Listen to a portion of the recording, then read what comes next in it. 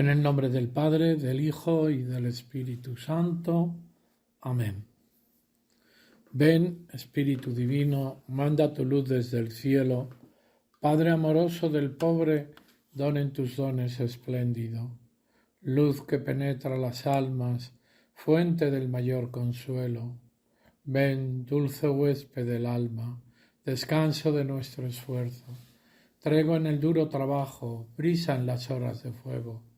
Gozo que enjuga las lágrimas y reconforta en los duelos. Entra hasta el fondo del alma, divina luz, y enriquecenos. Mira el vacío del hombre si tú le faltas por dentro. Mira el poder del pecado cuando no envías tu aliento. Riega la tierra en sequía, sana el corazón enfermo, lava las manchas, infunde calor de vida en el hielo. Toma el espíritu indómito, guía al que tuerce el sendero. Reparte tus 7 dones según la fe de tus siervos. Por tu bondad y tu gracia, dale al esfuerzo su mérito. Salva al que busca salvarse y danos tu gozo eterno. Amén. Buenos días.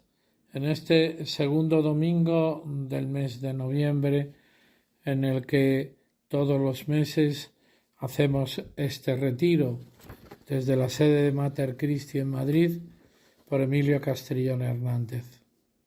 Como ya hemos dicho en meses anteriores, nos encontramos en el marco del 50 aniversario de la fundación de Mater Christi, y en este orden pues estamos encaminando estos retiros.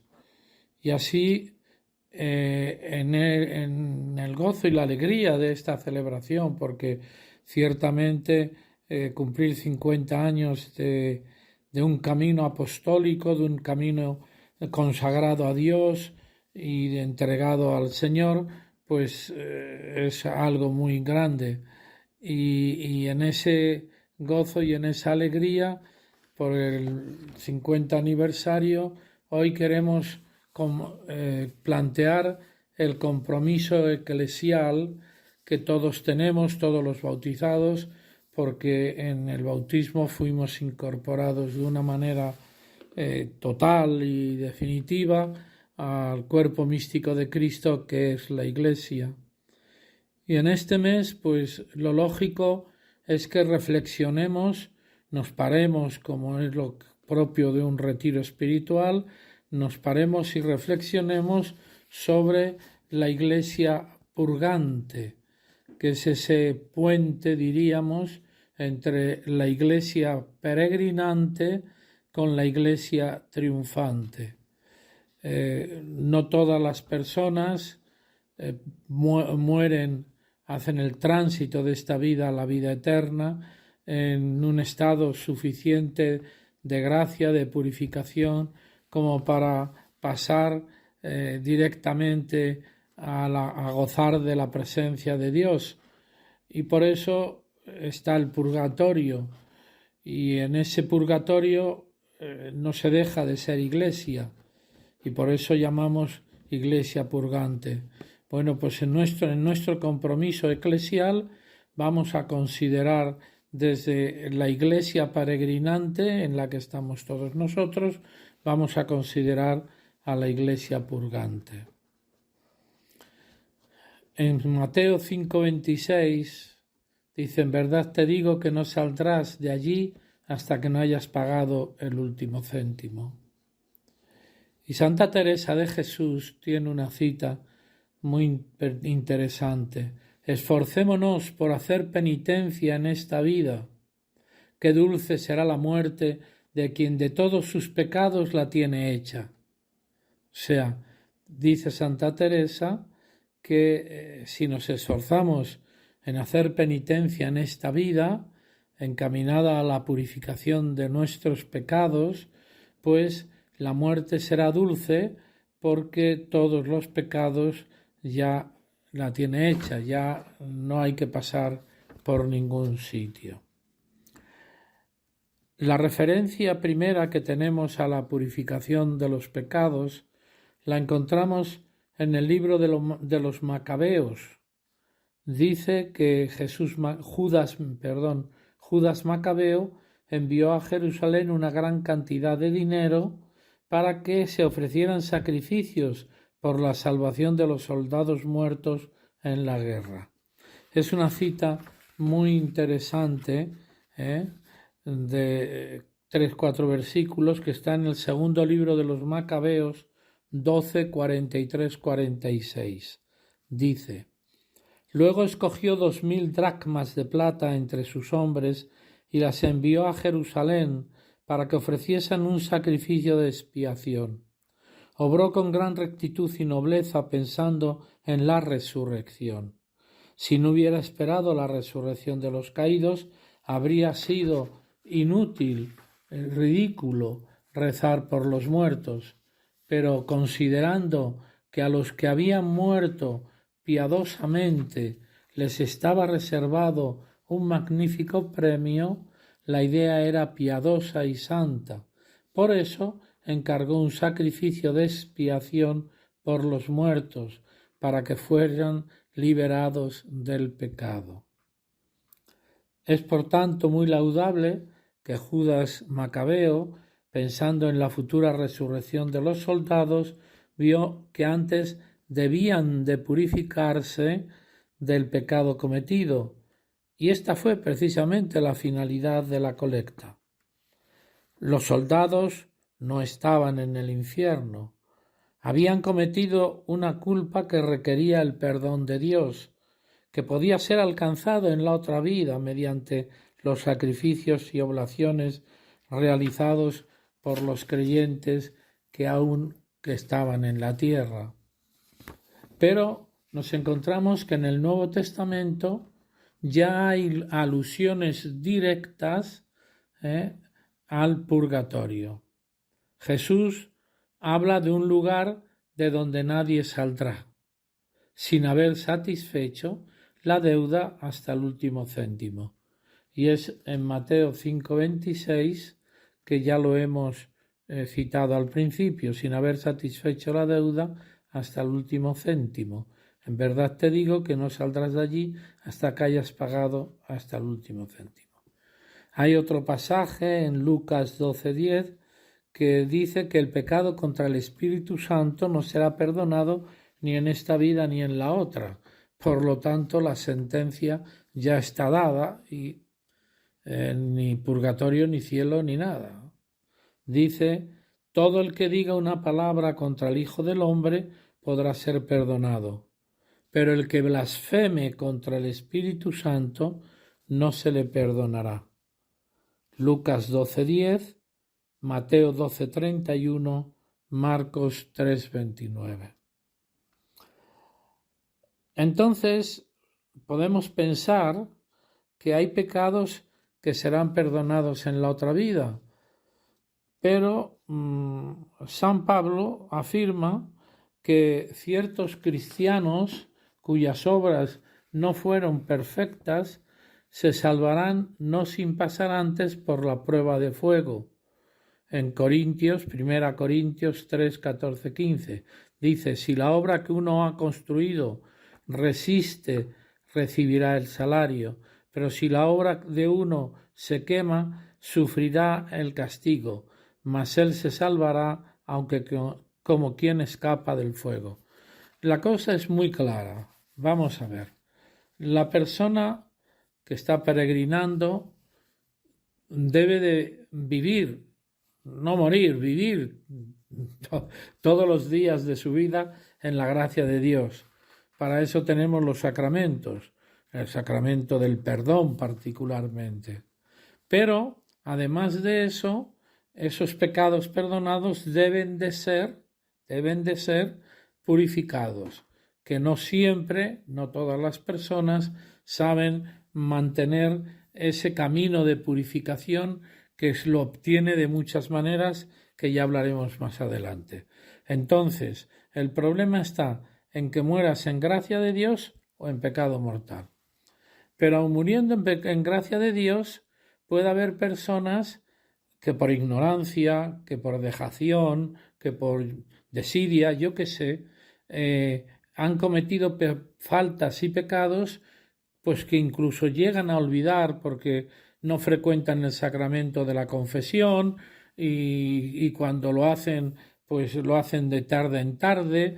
La memoria no está en su sitio, porque la memoria, por muy privilegiada que sea, pues además en una vida trepidante como la que estamos llevando nosotros en este siglo XXI, pues claro, ya casi se nos olvida por la noche lo que hemos hecho por la mañana.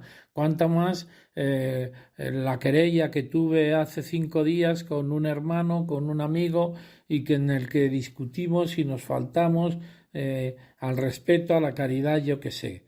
Entonces eso lógicamente es un pecado, ¿no? Pero el otro también lo cometió, pero bueno, el otro tendrá su camino de conversión como tú tienes el tuyo. Ahora bien, os pongo un ejemplo. Vamos a ver.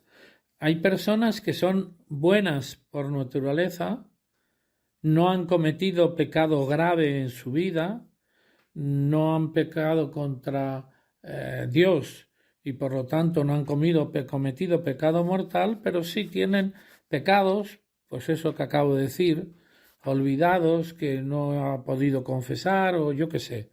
Entonces se muere. Lógicamente no puede ser enviado al infierno. Entonces tiene que ser enviado al purgatorio, 1, para purificar sus pecados, 2, para incluso empezar remitiendo por las penas del purgatorio, remitiendo esos pecados que ni reconoció ni confesó. ¿Que fue involuntario? Pues a lo mejor, pero en todo caso el juicio definitivo es de Dios. No, yo esto es un ejemplo que te pongo, que claro, que una persona porque se vaya al otro mundo con pecados que no son pecados graves, gravísimos, que no han roto la relación con Dios, que por lo tanto hay gracia santificante en la persona, que no estará esa gracia santificante actualizada y todo en orden, pero la misericordia de Dios tiene que acoger esa alma aunque tenga que ir al purgatorio. Por lo tanto, es lógico que se entienda que antes decíamos que es lógico pensar que en el purgatorio también se pueden perdonar los pecados, claro. Los pecados que no han sido graves, los pecados como el cometido contra el Espíritu Santo, perdón, que no será perdonado ni en esta vida ni en la otra. Claro. Entonces, en los primeros siglos del cristianismo se ofrecían oraciones y sacrificios por los difuntos. Más tarde, la Iglesia definió como verdad de fe, la existencia del purgatorio. Esto lo hizo en el Concilio de Trento en la sesión 25. Por lo tanto, a partir de esta definición de la Iglesia ya no hay una situación de devociones, ni una situación de la intuición del pueblo santo de Dios, ni nada parecido. Es una definición de fe que el purgatorio existe y que tiene la misión de preparar al alma para que entre definitivamente y por toda la eternidad al encuentro con Dios. Así como el cielo se caracteriza por la felicidad que en él se realiza y vive, en el purgatorio se define por la pena, por el sufrimiento que sufren las almas que están allí y la esperanza cierta de llegar un día al cielo. Por lo tanto, podemos decir que la principal pena del purgatorio es la llamada pena de daño, que consiste en la privación temporal de la visión de Dios. El alma que ha pasado ya por el juicio de Dios, ya ha conocido incluso la misericordia de Dios, claro, y entonces a partir de ahí sufre esta pena de daño, que es ya no estar ya en la presencia de Dios. Sabe que lo estará y por eso es una privación temporal de la vista de Dios, de la visión de Dios, y eso ya le causa el sufrimiento, la pena de daño que estamos diciendo. y esa pena de daño, pues lógicamente tendrá la intensidad que tenga, según todo lo que tenga que purificar o según las faltas que no ha confesado, que no ha reconocido y que por lo tanto no ha podido. Porque cuando tú en el examen de conciencia reconoces una falta, lo primero es que la asumes, y la asumes con el dolor, la asumes con el arrepentimiento de haber cometido ese error, esa falta, ese daño que ha causado a terceras personas, y entonces pues ya te lleva al dolor de los pecados, primero al arrepentimiento, al dolor de los pecados y a reconocerlo delante del ministro de Dios, del ministro de Cristo, el ministro de la Iglesia, y a proponer no volver a pecar para que se te pueda dar la absolución.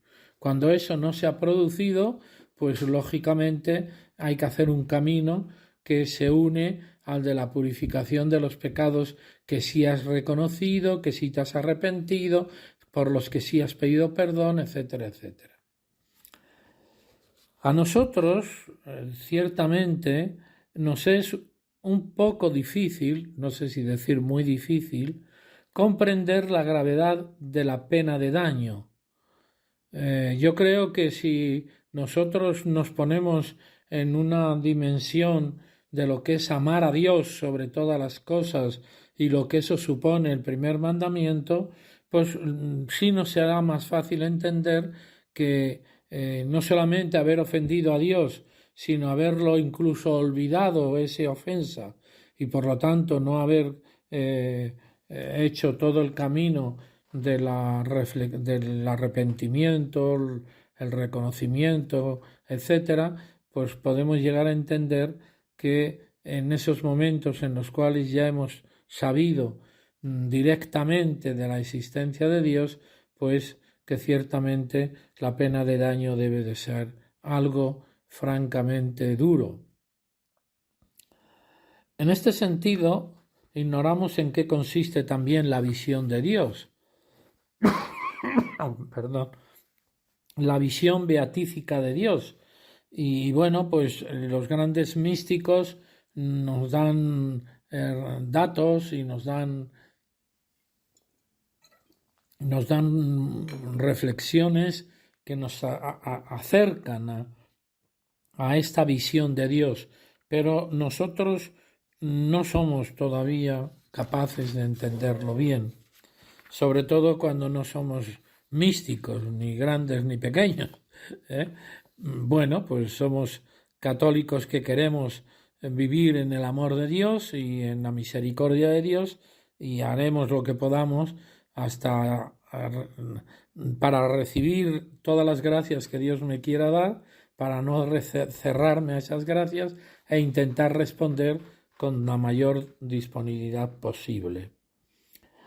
Las almas del purgatorio sí saben que la visión de Dios es el fin y que es la felicidad a la que tienden, que todavía no alcanzan precisamente por su culpa.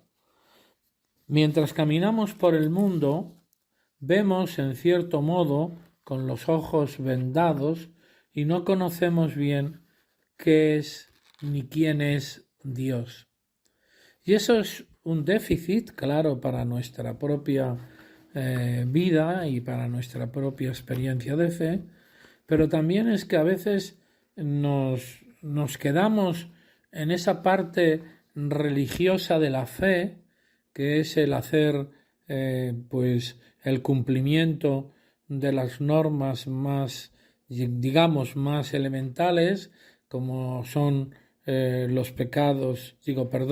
los mandamientos de la Iglesia, como es la asistencia a misa, como es oraciones, novenas, rosarios, todo lo que corresponde a una vida cristiana religiosa, de una religiosidad oracional, etcétera, que está muy bien, pero que no da el paso siguiente, el salto siguiente, que es la vida de fe espiritualmente, no quedarme, por ejemplo, en el cumplimiento dominical de ir a misa, sino de ir a misa para vivir de la mano del sacerdote que está presidiendo la celebración, vivir el misterio que allí se celebra, que no es más ni menos que la pasión, muerte y resurrección de Jesucristo. Y tú vas allí dispuesto a subir al Calvario con Cristo y a ofrecer tu vida a Dios con Cristo en el momento sublime y culminante de la consagración, o vas simplemente a que aquello pase, se está pues a gusto, pero se siguen las contestaciones del sacerdote, las invitaciones que él hace, incluso escuchamos la homilía, pero entramos en la profundidad. ¿Oímos la Santa Misa de una manera religiosa o de una manera espiritual? Esa es la pregunta. Y no conocemos bien quién es Dios y qué es Dios porque no vivimos espiritualmente nuestra fe. Nos quedamos en esa parte baja de la religiosidad. Pero lo cierto es que al salir el alma de este mundo, Dios se manifiesta con más plenitud que se nos manifiesta cuando estamos en este mundo. También allí es el momento en el que el alma conoce la dicha que es poseerlo, que nosotros estamos en ese camino de creer sin ver y aceptar a veces hasta sin entender. Pero considerar esto que he dicho de una vida puramente de fe, puramente religiosa o espiritual. Claro que para vivirla espiritualmente se tiene que vivir previamente de una manera religiosa, o sea que no estamos dejando de lado oír la Santa Misa, sino oírla como se debe. No dejamos de lado el Santo Rosario, sino rezarlo con esa dimensión espiritual y con ese destino de espiritualidad que tiene, y así sucesivamente. Conocer esto, que es Dios, constituye la única felicidad y tiende a Él con todas sus fuerzas el alma, pero en el mismo instante que el alma se dirige hacia Dios, siente la necesidad de purificarse. Y aquí, cuando tú vives tu espiritualidad en serio, cada vez que cometes una falta o un pecado, no hablo de pecados mortales porque eso los dejo a un lado, porque quien lo cometa ya sabe que ha roto todas las amarras con Dios o vuelve al sacramento de la penitencia para recuperar la gracia santificante o queda excluido por completo y por lo tanto al infierno. En ese momento queda muerto. Estamos considerando la vida. Entonces digo que el alma tiende a Él y al conocer a Dios más de cerca, entonces siente esa necesidad que ha de purificarse. También nosotros tenemos muchos ejemplos, los santos estos que confesaban frecuentemente, algunos hasta diariamente, porque claro, llegan a tal unión con Dios que ya incluso los pecados veniales para ellos no son tolerables y entonces se arrepienten porque aunque se sea muy santo y muy místico, no somos ángeles, somos criaturas y las criaturas todas estamos sometidos al combate espiritual y por lo tanto a la lucha. Pero ya aquí se puede sentir la necesidad de purificarse, teniendo esta unión con Dios y este conocimiento de Dios. En el purgatorio se encuentran la esperanza, el amor y la oración por la paz. Nosotros podemos ayudar a las almas benditas del purgatorio. Existe entre ellas y nosotros un vínculo de unidad y de caridad.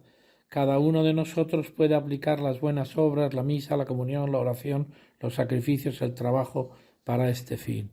Hemos empezado diciendo que ellos forman parte de la Iglesia. Es los tres estados que hay en la Iglesia: el estado triunfante, el estado militante o peregrinante, que somos nosotros, y el estado purgante. Por lo tanto, estamos en comunión, e igualmente que estamos en la comunión con la Iglesia triunfante. Pero de un modo especial podemos ayudarle por medio de las indulgencias. Aquí tenemos que, voy a leer de Pablo VI, que él escribió, que es en la Constitución sobre las indulgencias, que dice: por medio de las indulgencias, es decir, la remisión ante Dios de la pena temporal debida por los pecados ya perdonados en cuanto a la culpa, que el fiel, convenientemente dispuesto y bajo determinadas condiciones, consigue por la intervención de la Iglesia, la cual, como administradora de la redención, dispensa y aplica con autoridad el tesoro de las satisfacciones de Jesucristo y de los santos mediante las indulgencias. Tomás de Kempis, en la Imitación de Cristo, dirá: mejor es purgar ahora los pecados y vicios que dejarlos para el purgatorio. Y Santo Tomás de Aquino, en la Suma Teológica, dirá: estas penas son tan intensas que la pena mínima del purgatorio excede a la mayor pena de esta vida. Bien, entonces está claro que hay que purificarse cuando hagamos el tránsito de esta vida a la otra. Pero ahora yo digo, ¿por qué te importa? Perdona si a ti no. ¿Por qué te importa tan poco las almas del purgatorio? ¿Por qué solamente te importan los difuntos por la tradición que recibiste? Porque en el mundo presente ya esa tradición casi ni se transmite a las generaciones que vienen detrás. ¿Por qué solamente ha llegado el mes de noviembre y sobre todo el día 1 y el día 2, y si me apuras hasta el día 7, pues estamos pendientes de los fieles difuntos y rezamos y empezamos por nuestros antepasados, que eso está bien, pero ¿por qué el resto del año, o sea, 350 días, o 50 y tantos, 355 días, bueno, los 10 días que tomamos de noviembre, ¿por qué no te acuerdas? Sí, yo de mi padre difunto me acuerdo, pero rezas por él en esos recuerdos como rezas por él en el Día de los Difuntos o de Todos los Santos. Entonces, yo personalmente digo, que no hay obra de misericordia más grande de las corporales y de las espirituales que ofrecer sufragios por los fieles difuntos. Está bien que los ofrezcamos primero por las personas vinculadas con la propia sangre, pero luego abrirlas, porque en el purgatorio hay muchas almas que no hay quien rece por ellas.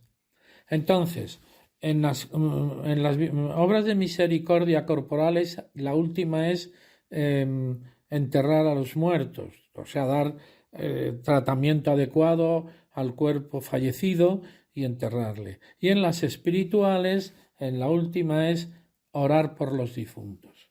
Bien, mira, tú te encuentras en la calle un pobre que está pidiendo limosna. Tú pasas y no das limosna, y como otros muchos no la darán, pero de las miles de personas que pasan por esa calle, porque ya se ponen en sitio estratégico, siempre habrá alguien que le dará algo.